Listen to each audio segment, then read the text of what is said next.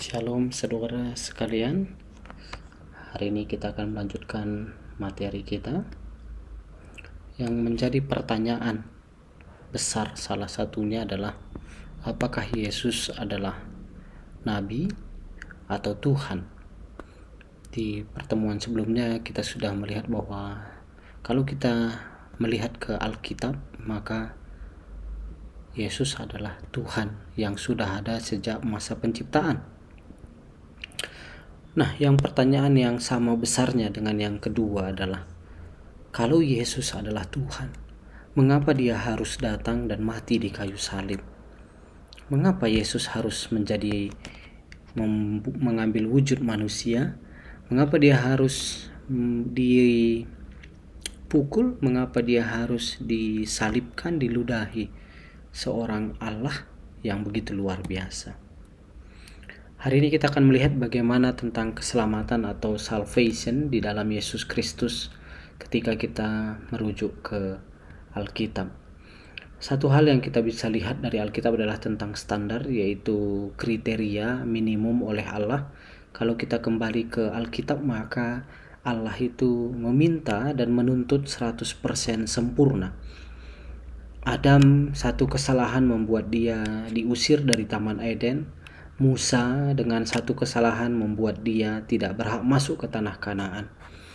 Jadi kalau begitu, mari kita lihat bahwa di mata Allah, standar Allah adalah sempurna. Beda kalau kita kuliah, mungkin dengan 80-90 sudah dapat A. Tapi kalau di mata Allah 100% sempurna. Nah, apa yang menjadi persoalan manusia? Seringkali kita bicara tentang ketidakpastian. Siapa yang menyangka tahun sekarang ternyata muncul pandemi yang merenggut banyak nyawa dan bahkan membatasi kita banyak hal. Ketidakmampuan. Mungkin juga kita merasa bahwa, oh ya, banyak saya tidak mampunya. Saya mungkin pintar di satu hal, tapi di sisi lain saya kurang pintar. Mungkin kita juga mengalami kekecewaan atau frustasi. Dan apa sebetulnya problem besar manusia? Kalau kita telusuri apa akarnya, maka kalau kita kembali ke Alkitab, akarnya itu adalah dosa. Keterpisahan manusia dengan Allah yang berakibat kepada kematian. Apa solusinya?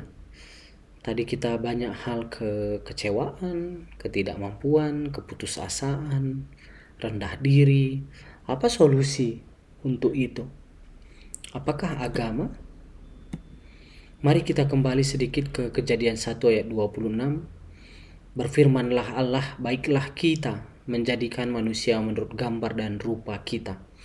Saudara sekalian, mari kita kembali menemukan di sini bahwa kata kita, menjadikan manusia menurut gambar dan rupa kita. Jadi di awal penciptaan manusia itu, selain ciptaan yang lain, manusia adalah satu-satunya ciptaan yang diciptakan segambar dan serupa dengan Allah.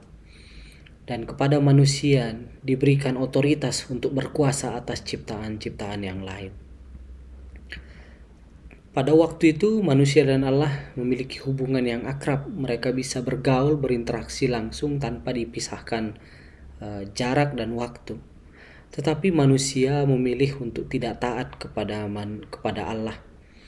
Dan manusia akhirnya dikekang oleh dosa dan manusia diusir dari Taman Eden, dan terputuslah hubungan antara Allah dengan manusia. Kalau kita lihat generasi seterusnya setelah Adam, mereka untuk beribadah dengan Allah harus melalui medium. Apakah itu mezbah, apakah itu batu yang dibuat untuk korban bakaran. Kalau begitu, apa itu dosa?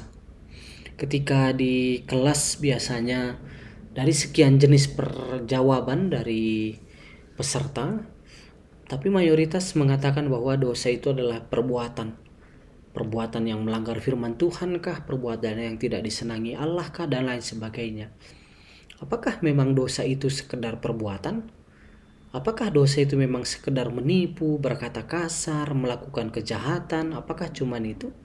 Kalau begitu pertanyaannya adalah, apakah bayi di dalam kandungan sudah berdosa? Kalau kita mengatakan dosa itu hanya perbuatan, maka bayi di dalam kandungan itu belum berdosa. Karena apa perbuatan yang dia lakukan? Apakah dia sudah berzina?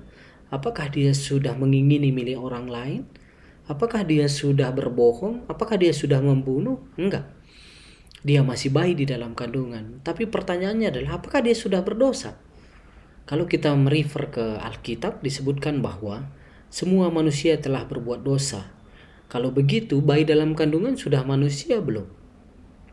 Mungkin ada ilmu pengetahuan mengatakan sekian bulan baru manusia. Atau di negara tertentu mereka menerapkan setelah lahir baru manusia. Jadi selama masih di dalam kandungan, meskipun digugurkan itu belum kategori pembunuhan. Tapi bagaimana kata Alkitab, bayi dalam kandungan?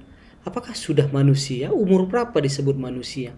Kalau kita kembali ke perjanjian lama, disebutkan bahwa biasanya ada barang ganti barang. Kalau mata ganti mata, nyawa ganti nyawa. Dan disebutkan di salah satu bagian ketika ada orang menabrak seorang wanita yang sedang mengandung dan menyebabkan kematian kepada kandungannya, maka dia sudah berutang nyawa. Kalau begitu, dari perspektif Alkitab mengatakan bahwa bayi dalam kandungan pun sudah dianggap manusia.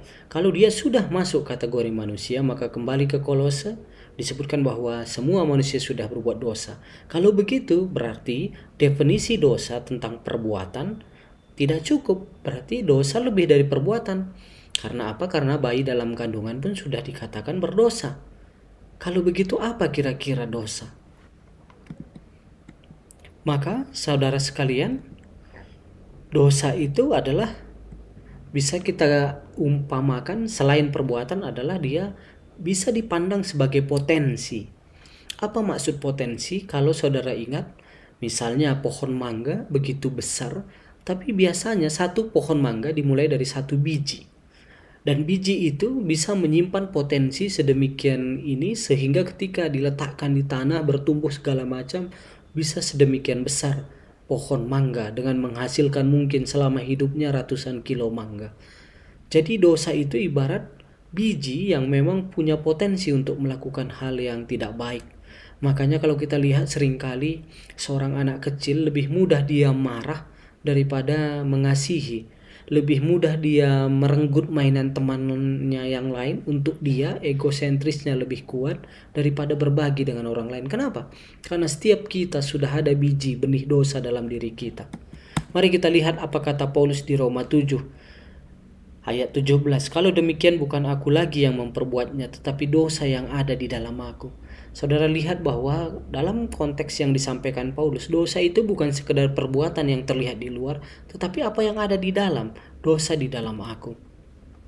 Sebab aku tahu bahwa di dalam aku, yaitu di dalam aku sebagai manusia, tidak ada sesuatu yang baik. Karena dosa itu sudah ada dalam diri kita, maka itu memiliki potensi untuk membuat kita cenderung melakukan hal yang melanggar firman Tuhan. Mana lebih mudah berkata jujur atau berkata bohong ketika kita salah?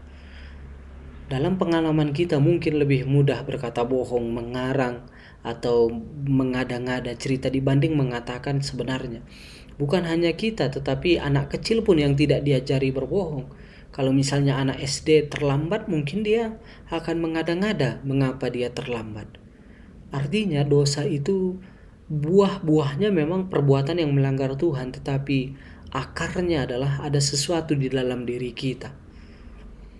Sebab kehendak memang ada di dalam aku, tetapi bukan hal berbuat apa yang baik. Udah ada kehendak itu, tetapi bukan kehendak yang baik. Sebab bukan apa yang aku kehendaki yaitu yang baik yang aku perbuat, melainkan apa yang tidak aku kehendaki yang jahat yang aku perbuat. Roma 7 ayat 17-20, ayat 20-nya, jika aku berbuat apa yang tidak aku kehendaki, maka bukan lagi aku yang memperbuatnya, tetapi dosa yang diam di dalam aku. Kalau kita renungkan sekali lagi saudara sekalian, jika aku berbuat apa yang tidak aku kehendaki, Paulus mengatakan jika dia melakukan sesuatu yang melanggar firman Tuhan, maka itu sebetulnya bukan dia, tetapi dosa yang melakukan itu. Maka dosa bukan lagi sekedar perbuatan, tetapi dosa itu adalah satu entitas pelaku, atau kita tepatnya menyebut dengan potensi. Maka ketika kita kembali ke Kejadian 3 ayat 9, ketika Allah bertanya, Adam, di manakah engkau? Apakah Tuhan tidak tahu dia berada di bawah pohon? Tuhan tahu.